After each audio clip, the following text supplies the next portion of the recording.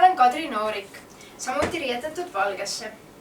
Ja kui parasjagu maski ei ole, siis võib kasutada näo katmiseks ka rätikut. Peaasi, et nägu näha ei ole ja ära tunda ei ole.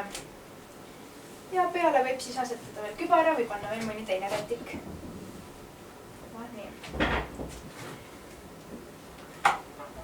Ja üks kindel asi, mis Kadri Noorikuga seostub, on Kadri titt, mida võib siis teha mitmed moodi.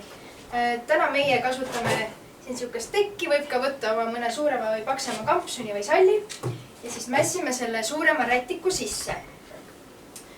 Kui tekki ei ole, siis võib loomuta ka puuhalu või midagi sihukest toekamat.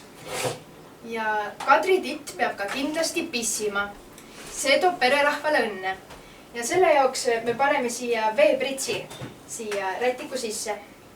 Võib võtta ka mõne väiksema veepudeli ja teha sinna korgi sisse väike auk, et sealt saaks siis pärast pistada.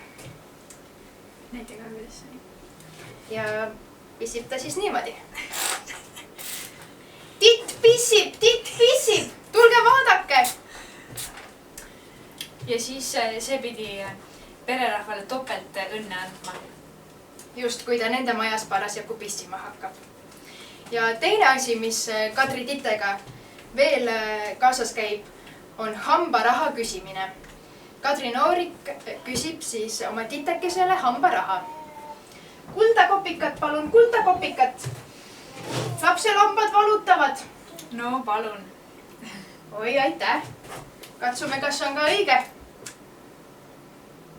Ja väga hea. Suur tänu, suur tänu.